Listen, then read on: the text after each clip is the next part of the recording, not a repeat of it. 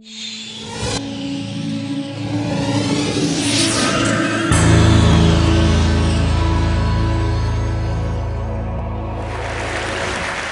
you ask people about what part of psychology do they think is hard, and you say, well, what about thinking and emotions?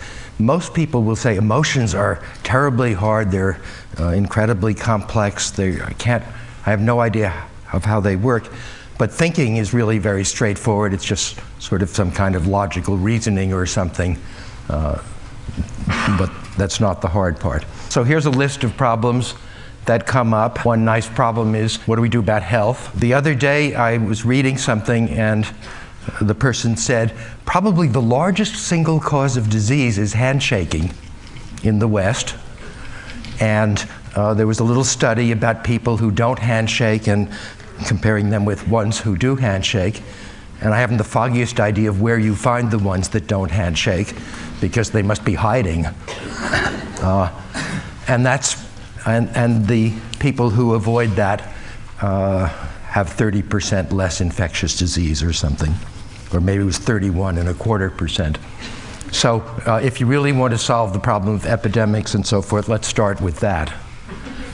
And since I got that idea, I've had to shake hundreds of hands, and I think the only way to avoid it is to have some horrible visible disease, and then you don't have to explain. Education. How do we improve education? Well, the single best way is to get them to understand that what they're being told is a whole lot of nonsense. And then, of course, you have to do something about how to moderate that so that so that they'll listen to you. Pollution, energy shortage, environmental diversity, poverty. How do we make stable societies? Longevity. Okay, there are lots of problems to worry about. Anyway, the question I think people should talk about, and it's absolutely taboo, is how many people should there be? And I think it should be about 100 million or maybe 500 million. And then notice that that a great many of these problems disappear. If you had 100 million people properly spread out, then if there's some garbage, you throw it away, preferably where you can't see it and it will rot, or you throw it into the ocean and some fish will benefit from it. The problem is, how many people should there be? And it's a sort of choice we have to make. Most people are about 60 inches high or more, and there's this cube law, so if you made them this big by using nanotechnology, I suppose, then you could have 1,000 times as many. That would solve the problem, but I don't see anybody doing any research on making people smaller. Now, it's nice to reduce the population, but a lot of people want to have children, and there's one solution that's probably only a few years off. You know, you have 46 chromosomes, and if you're lucky, you got 23 from each parent.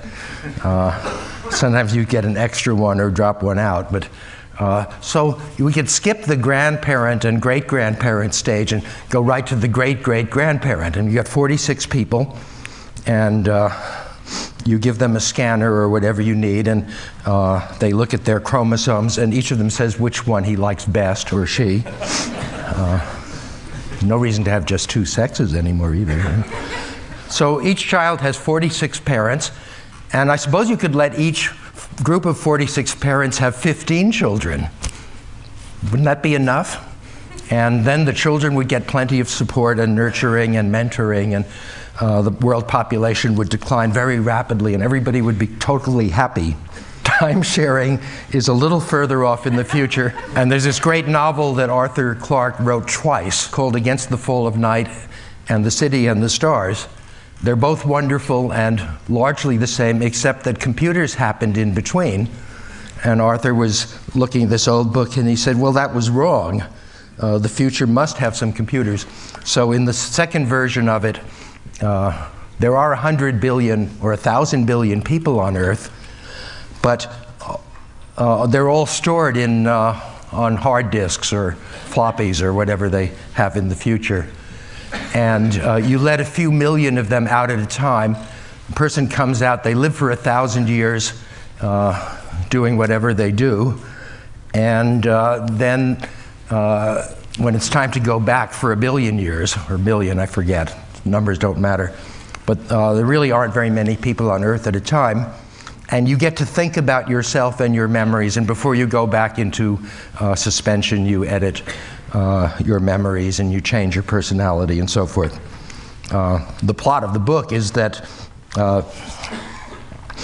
there's not enough diversity, so that the people who designed the city make sure that every now and then an entirely new person is created. And in the novel, a particular one named Alvin is created, and he says maybe this isn't the best way and wrecks the whole system. But I don't think the solutions that I've proposed are good enough or smart enough. I think the big problem is that we're not smart enough to understand which of the problems we're facing are good enough. Therefore, we have to build super intelligent machines like HAL. As you remember, at some point in the book for 2001, HAL realizes that the universe is too big and grand and profound for those really stupid astronauts.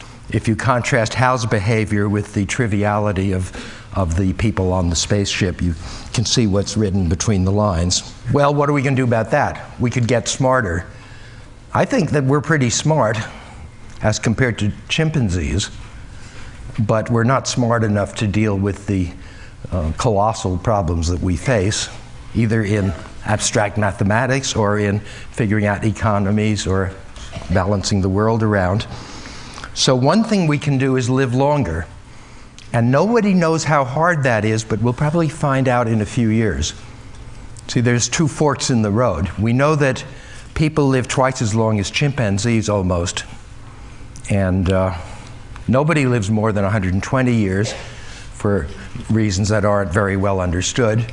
But lots of people now live to 90 or 100 unless they shake hands too much or something like that. And so maybe if we live 200 years, we could accumulate enough skills and knowledge to solve some problems. So that's one way of going about it.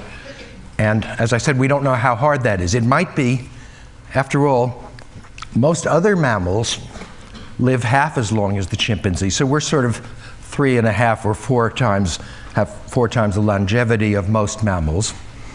And in the case of the primates, we have almost the same genes. We only differ from chimpanzees in the present state of knowledge, which is absolute hogwash, maybe by just a few hundred genes. What I think is that the gene counters don't know what they're doing yet, and whatever you do, don't read anything about genetics that's published within your lifetime or something. The stuff has a very short half-life. Same with brain science. And so it might be that if we just fix 4 or 5 genes, we can live 200 years. Or it might be that it's just 30 or 40, and I doubt that it's several hundred. So this is something that people will be discussing, and lots of ethicists.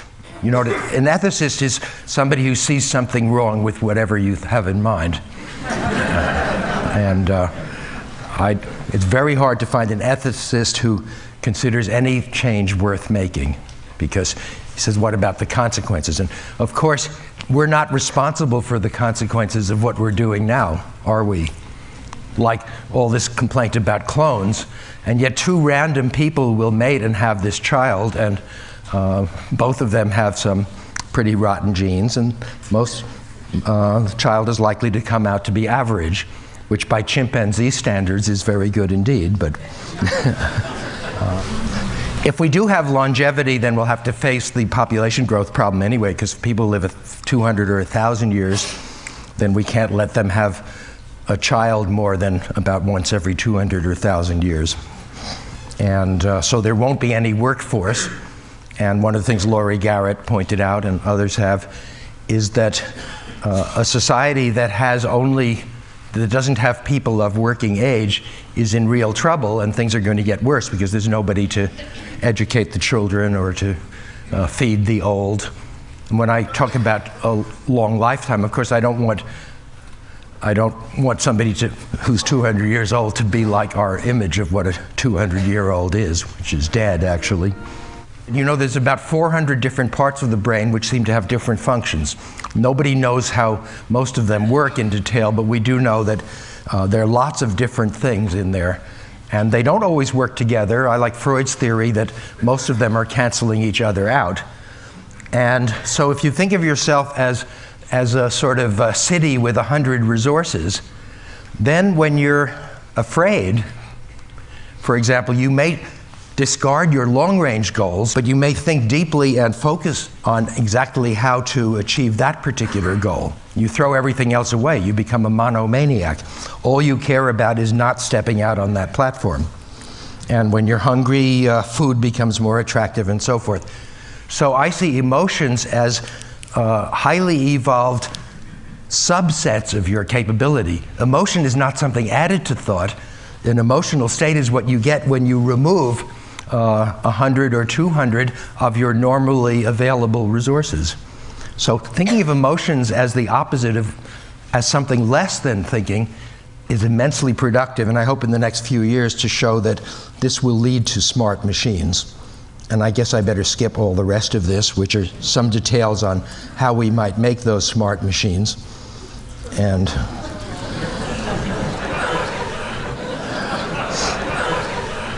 the main idea is, in fact, that the core of a really smart machine is one that recognizes that a certain kind of problem is facing you. This is a problem of such and such a type.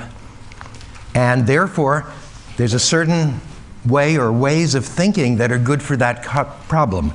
So I think the future main problem of psychology is to classify types of predicaments, types of situations, types of obstacles, and also to classify available and possible ways to think and pair them up. So you see, it's almost like a Pavlovian. We lost the first 100 years of psychology by really trivial theories where you say, how do people learn how to react to a situation? What I'm saying is, after we go through a lot of levels, including designing a huge messy system with thousands of parts, we'll end up again with the central problem of psychology saying, what are the, not what are these situations, but what are the kinds of problems, and what are the kinds of strategies? How do you learn them? How do you connect them up? How does a really creative person invent a new way of thinking out of the available resources, and so forth. So I think in the next 20 years, if we can get rid of all of the traditional approaches to artificial intelligence, like neural nets and genetic algorithms and rule-based systems, and just turn our sights a little bit higher to say, can we make a system that can use all those things for the right kind of problem? Some problems are good for neural nets. We know that others, neural nets are hopeless on them. Genetic algorithms are great for certain things. I suspect I know what they're bad at, and I won't tell you. Thank you.